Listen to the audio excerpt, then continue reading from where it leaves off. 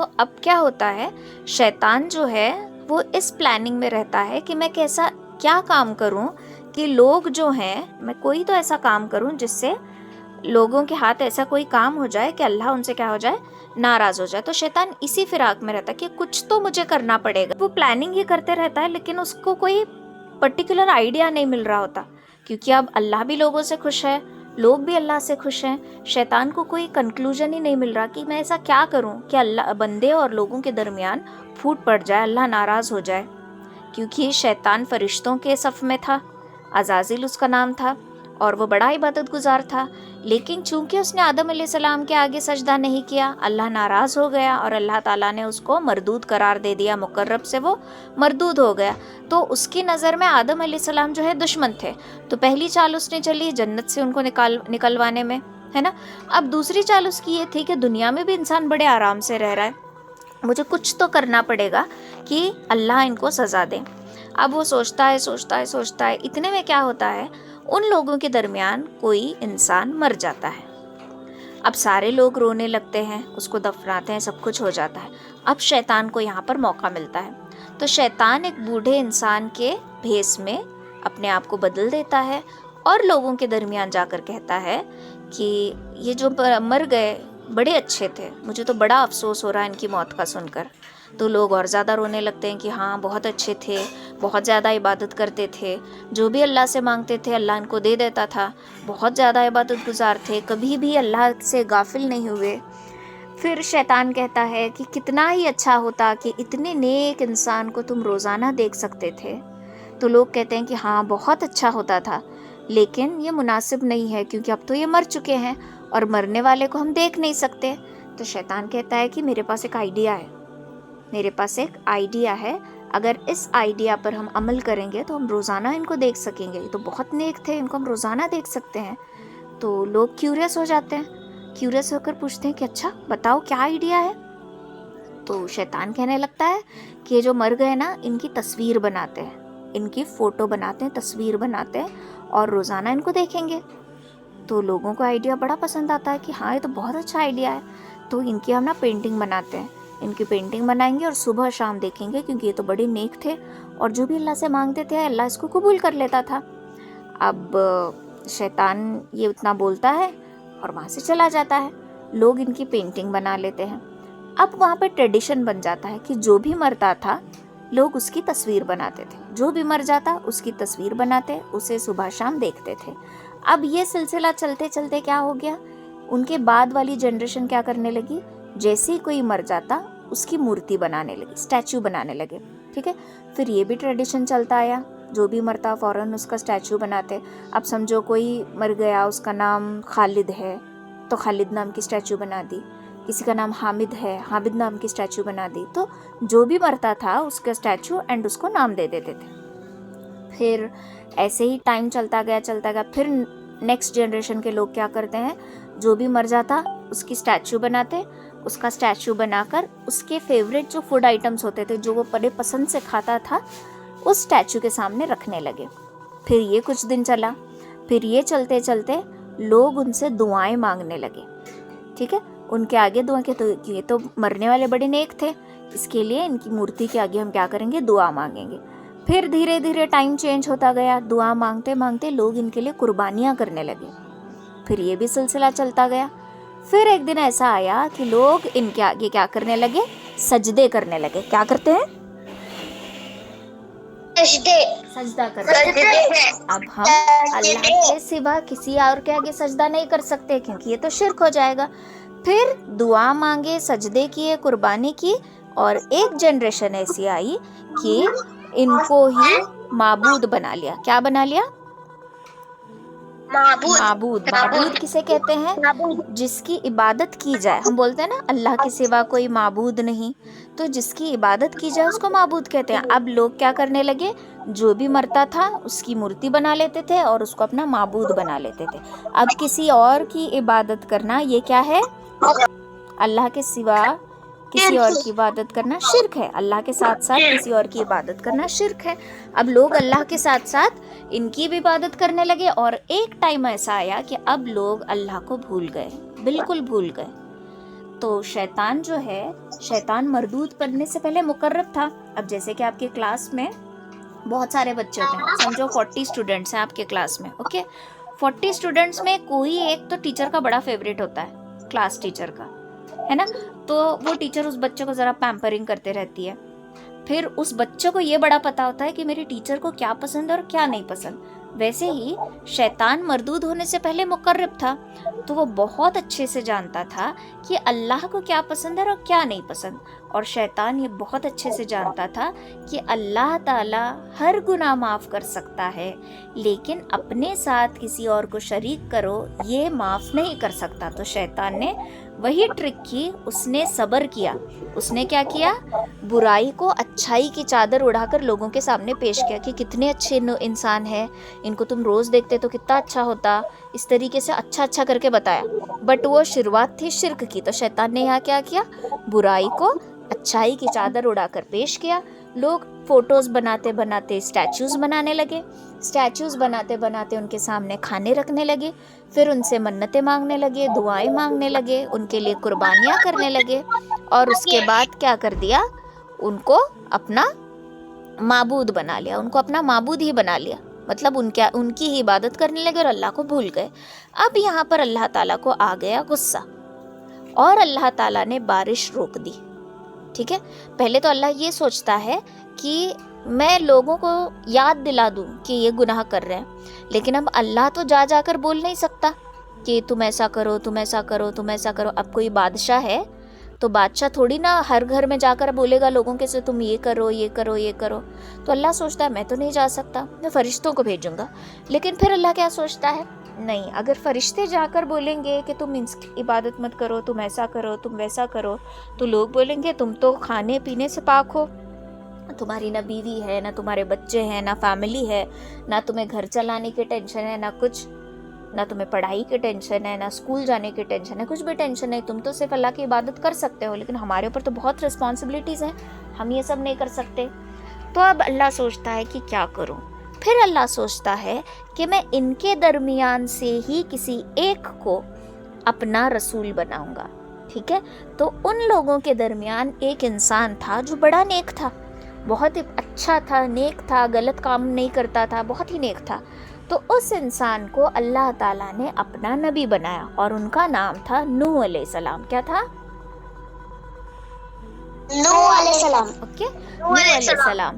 تو نوح علیہ السلام کو جب اللہ تعالیٰ نے اپنا نبی بنایا، نوح علیہ السلام جو ہے بستی میں کھڑے ہو گئے، اور کھڑے ہو کر کہنے لگے کہ اے لوگوں، میں اللہ کی طرف سے بھیجا گیا رسول ہوں. اب لوگ دیکھتے ہیں رسول ہے؟ تو کل تک ہمارے ساتھ بیٹھتا تھا، کھیلتا تھا، اڑتا تھا، آج تو رسول ہو گیا، یہ کیسے ہو گیا؟ اور لوگ مذاق اڑانے لگے. اب لوگ کہتے ہیں پتہ ہے نوح، تو مورتیوں کے آگے سجدہ نہیں کرتا، تو ہمارے معبودوں کی عبادت نہیں کرتا، اس لیے ہمارے معبودوں نے تیرا دماغ خراب کر دیا ہے اور تو پاگل ہو گیا ہے، اس لیے تو خود کو اللہ کا رسول کہنے لگا ہے. تو نوح علیہ السلام کہتے ہیں کہ میں سچ کہہ رہا ہوں، اللہ نے مجھے رسالت دی ہے اور میں تمہارا رسول ہوں. لوگ مذاق اڑانے لگتے ہیں. اب نوح علیہ السلام کنٹینیوسلی 950 ایئرس لوگوں کو اللہ کی دعوت دیتے ہیں. کتنے سال؟ 950 ایئرس. 950 ایئرس بھلا کوئی کسی کو بلا سکتا ہے؟ نہیں بلا سکتا، بہت بڑی بات ہے. تو 950 ایئر. ابھی میں ہی آپ لوگوں کو لنک بھیجتی ہوں، اگر آپ تو خیر جلدی جوائن ہو جاتے ہو، جو بڑے ہوتے ہیں نا لیڈیز وہ جلدی جوائن نہیں ہوتے، آپ جتنا جلدی جوائن ہوتے ہو، تو میں ان کو پلیز جوائن کرتے رہتی ہوں، جلدی جوائن. پھر مجھے تھوڑی دیر کے لیے غصہ بھی آ جاتا ہے کہ جلدی جوائن ہی نہیں ہوتا، ٹائم ویسٹ ہو رہا ہے. تو وہ تو بیچارے 950 ایئرس لوگوں کو بلاتے تھے کہ آ جاؤ اللہ کی طرف آؤ، اللہ کی طرف آؤ، اللہ کی طرف آؤ. تو لوگ 950 ایئرس میں صرف 12 لوگ مسلمان ہوتے ہیں. کتنے لوگ؟ 12 لوگ. تو یہ بہت بڑی بات تھی کہ 950 سال میں صرف 12 لوگ مسلمان ہوئے. اب لوگ اٹھتے بیٹھتے نوح علیہ السلام کا مذاق ہی اڑا رہے تھے. اب انسان کیا ہوتا ہے، ایک دن اپنا مذاق برداشت کرے گا، 2 دن کرے گا، پھر اس کو غصہ. اب میں آپ کو سمجھو ستائی، ابھی ستائی، کل ستائی، پرسوں ستائی، 2 3 دن، پھر آپ امی سے بولے گا امی میں کلاس میں نہیں بیٹھوں گا، میم جو ہے آپا جو ہے بہت ستاتے ہیں، میں نہیں بیٹھوں گا، ہے نا. یا پھر آپ کا بھائی آپ کو ستا رہا ہے، 1 دن آپ برداشت کرے، 2 دن، تیسرے دن آپ اس کو دے مارو گے. کہ مجھے کیسے ستایا، ہے نا. تو نوح علیہ السلام کا مذاق اڑاتے تھے، 950 سال ان کا مذاق اڑایا. یہ صبر کر رہے تھے، صبر کر رہے تھے، صبر کر رہے تھے، لیکن ایک دن نہ ایک دن تو ان کا صبر ٹوٹنا تھا. پھر ان کا صبر ٹوٹ گیا اور انہوں نے اللہ سے دعا کی کہ اللہ مجھ سے اب برداشت نہیں ہوتا، تو ان پر عذاب لے کر آ. تو اللہ تعالیٰ نے کہا کہ نوح تو کشتی بنا. کیا بنانا؟ کشتی بنانا، اور بڑی کشتی بنانا، ٹھیک ہے. جب تنور سے پانی ابلنے لگے گا، ٹھیک ہے، تنور سے پانی، تنور مطلب جس میں وہ زمین کے اندر ہوتا نا، آگ لگی رہتی ہے جس میں روٹیاں سیکتے ہیں، اس سے جب پانی ابلنے لگے گا تو سمجھ جانا کہ میرا عذاب آنے والا ہے. نوح علیہ السلام کہتے ہیں ٹھیک ہے. پھر کشتی بناتے بیٹھ جاتے ہیں. اب بارش نہیں تھا تو بنجر ہو گئی تھی زمین ساری، سارے کھیت، پانی کے جھرنے، سب کچھ سوکھ گیا تھا. لیکن لوگوں کو ہوش نہیں تھی کہ ہم اللہ کو بھول گئے، اس لیے پنشمنٹ مل رہی ہے. تو نوح علیہ السلام جو ہے کشتی بنانے بیٹھ گئے. اب لوگ دیکھنے لگے اور بولنے لگے واقعی نوح تو سچ میں پاگل ہو گیا، اس کشتی کو چلانے کے لیے پانی کی ضرورت ہے. بھائی پانی تو ہے ہی نہیں، نہ بارش ہے، نہ پانی کا کوئی قطرہ ہے، تو اس کشتی کو کہاں چڑھائے گا؟ پہاڑ پر چلائے گا یا آسمان میں اڑائے گا؟ اور زور زور سے ہنسنے لگے. اب نوح علیہ السلام کہتے ہیں کہ ہنسو، جتنا ہنسنا ہے ہنسو، آج تم مجھ پر ہنس رہے ہو، ایک دن میں تم پر ہنسوں گا. اور اپنا کام کرنے میں لگ جاتے ہیں. پھر ایک دن کیا ہے، تنور سے پانی ابلنے لگتا ہے. تو نوح علیہ السلام سمجھ جاتے ہیں کہ اب اللہ کا عذاب آنے والا ہے. پھر اس کے بعد کیا ہوتا ہے، ابر کے بادل آتے ہیں، مطلب بلیک کلاؤڈز آ جاتے ہیں. جیسے بارش ہونے کے پہلے کالے کالے بادل چھاتے ہیں نا، ویسے بلیک کلاؤڈز آ جاتے ہیں. اب لوگ خوش ہوتے ہیں کہ یہ تو ابر کا بادل ہے، بارش ہونے والا، اور خوشی میں ڈانس کرنے لگتے ہیں. نوح علیہ السلام تب بھی کہتے ہیں کہ اے میری قوم، یہ ابر کا بادل نہیں ہے، عذاب کا بادل ہے. اب بھی وقت ہے اللہ کی طرف پلٹ آؤ. اب لوگ کہتے ہیں نوح تو پورا ہی پورا پاگل ہے. پھر دھیرے دھیرے دھیرے بارش شروع ہو جاتی ہے. اب نارملی جب بارش ہوتی ہے تو کیسے ہوتی ہے، آسمان سے پانی برستا ہے، پھر زمین پہ جو پانی گرتا ہے تھوڑا زمین اس پانی کو پی لیتی ہے، تھوڑا پانی ندیوں میں، سمندر میں جا کے ملتا ہے. لیکن یہ بارش جب دھیرے دھیرے تیز ہوئی تو آسمان سے بھی بارش ہونے لگی، زمین سے بھی پانی باہر نکلنے لگا. مطلب اوپر سے بھی پانی، نیچے سے بھی پانی. سمجھو آپ کے پاس سنک ہے، پانی کا واش بیسن جو ہوتا ہے، وہاں پہ جہاں سے پانی جاتا ہے وہاں پہ آپ لاک کر دو اور ٹیپ آن کر دو تو پانی جانے کے بجائے بھر کے پورا باہر گرے گا. ویسے ہی زمین بھی پانی نکالنے لگی، آسمان بھی پانی برسانے لگا. یوں ہوتے ہوتے پورا پانی سے بھر گیا. اب جو لوگ خوشی سے ناچ رہے تھے کہ بارش ہے بارش ہے، وہ لوگ ڈر کے رونے لگے کہ ہم ڈوب رہے ہیں، ہمیں بچاؤ. پانی بھرتے بھرتے اتنا بھرا کہ ایک ایک پہاڑ کے جتنی بڑی بڑی لہر آنے لگی، جیسے سمندر میں لوٹس آتے ہیں نا، ویسے بڑی بڑی لہر آنے لگی اور لوگ ڈوب ڈوب کر مرنے لگے. اب اللہ نے حکم دیا تھا کہ کشتی میں صرف مسلمانوں کو سوار کرانا ہے اور جانوروں کے ایک ایک پیر کو، جیسے کہ بلا اور بلی، ہاں، گھوڑا اور گھوڑی، بکرا اور بکری، گائے بیل، ایسے پیر پیر میں جانوروں کو لینا ہے اور مسلمانوں کو لینا ہے.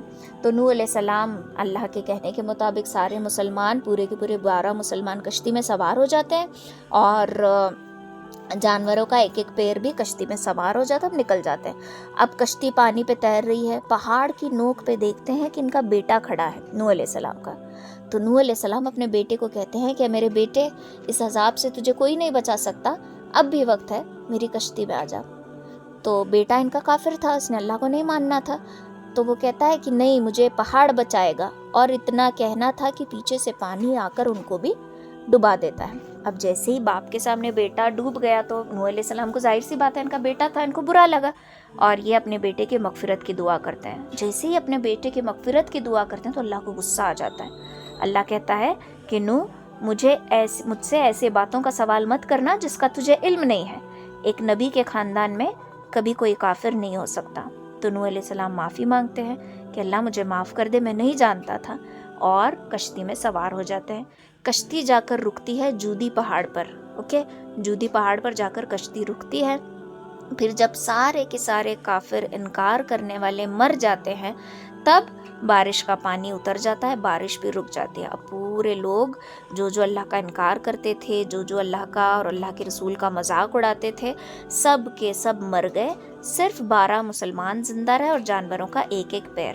جودی پہاڑی میں اب نوح علیہ السلام کی قوم جو ہے آباد ہوئی. ان کے قوم میں بھی بہت سارے بچے ہوئے.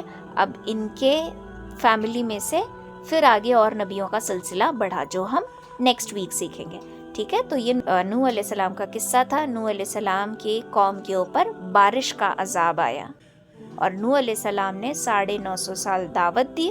نوح علیہ السلام کی دعوت پر صرف 12 لوگ مسلمان ہوئے. اتنا آپ لوگوں کو یاد رہنا ہے, امپورٹنٹ پوائنٹس. اوکے, سمجھ میں آیا سب کو؟ جی میم. کوئی ڈاؤٹ ہے, کچھ نہیں سمجھ رہا تو پوچھو. میم پہاڑ کا نام کیا تھا؟ جودی پہاڑ, JUDI. آپ گوگل سرچ کر کے دیکھو, ابھی بھی وہاں پہ کشتی کا مارک ہے پہاڑ پر. سبحان اللہ و بحمدہ, سبحانک اللہم و بحمدک, نشہد ان لا الہ الا انت, نستغفرک و نتوب الیک. سبحان ربک رب العزت عما یصفون وسلام علی المرسلین والحمد للہ رب العالمین برحمتک یا ارحم الراحمین. چلو لیو کر سکتے آپ لوگ. جزاک اللہ. جی جزاک اللہ.